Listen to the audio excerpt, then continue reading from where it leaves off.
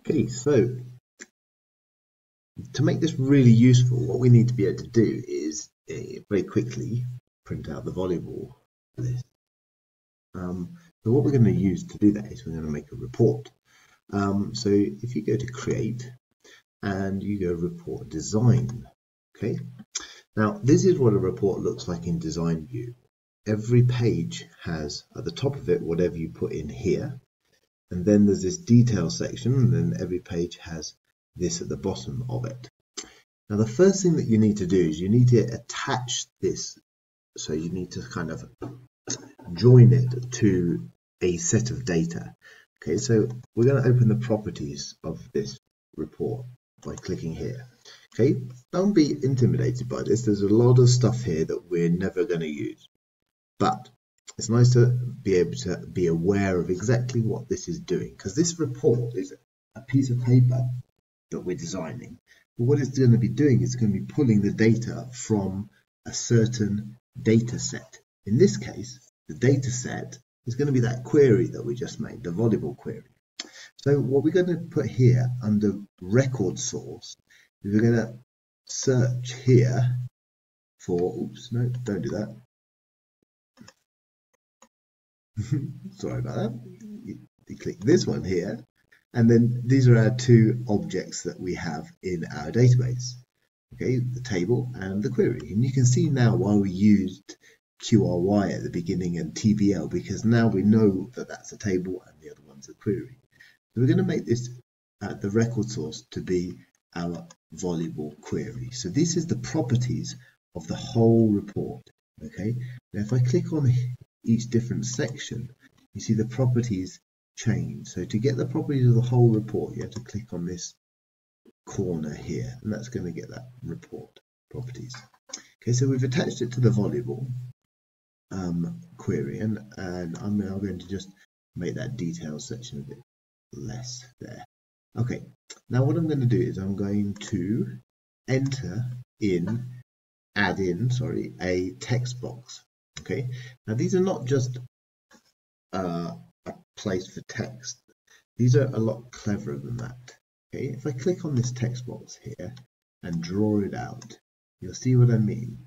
Okay, it's actually done. It's actually drawn two things. It's drawn this thing that has this unbound, and then this thing that says text 0. Well, the unbound thing means that it's not yet linked to any kind of source of data. So that's the first thing we're going to change.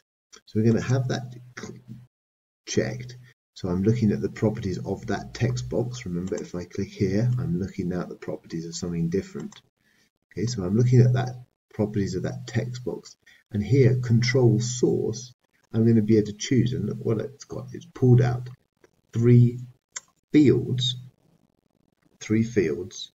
that are in this query.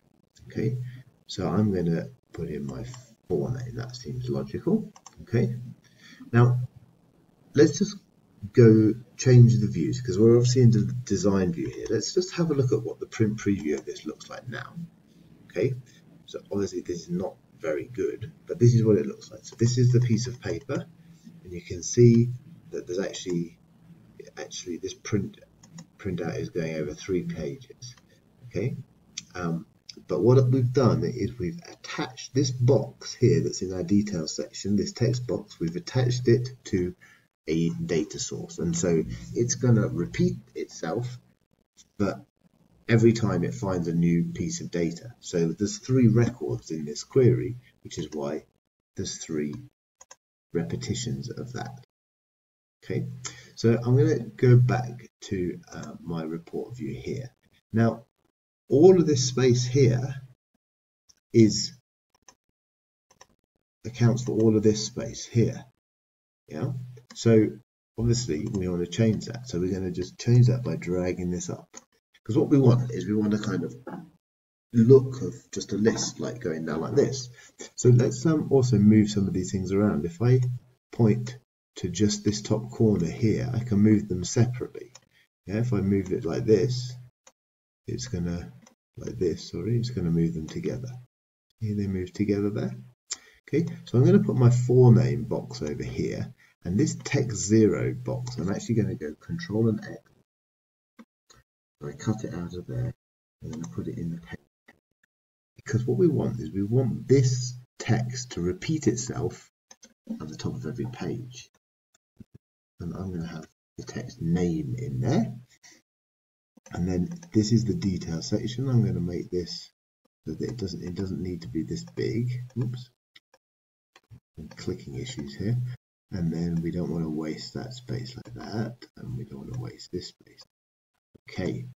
Let's see how this looks now when we go to the print preview. Okay. Print preview. That's a lot better. Okay, this is now one page and it's just got those names of the people involved. So what we've seen here is what we're doing is we're kind of programming this piece of paper. Yeah, we're programming the report to be able to pull data from the query and put it onto a piece of paper and keep doing that until it has no more data left. And so we can actually get all the data that's in that query. So what I want you to do now is I want you to finish this report. Okay, so that's your task, is to finish this report. So you're making it into a useful report that the volleyball coach could open and use for their volleyball team lists. Look at some of the different elements that you can add in here. Don't forget, play around with these things. Like, for example, if I click on here, I can look at different things like a borderline style. Yeah, this is a borderline, solid. Okay, so when I go to my view here and I look in my print preview, that's why there's a box around it. Well, that's obviously, well, maybe I don't want that. Okay, so play around with this report and specifically looking at those properties in the design view, the properties of each different little element, and you're going to add in all the different fields that are in that query. Okay, that query should have, well, if you've done it the same way as I've done, should have 3 different fields. Okay, so finish that report now and get it looking good in print preview. Once you've done it and you're happy with it, I want you to print it to your OneNote so that I can have a look at it.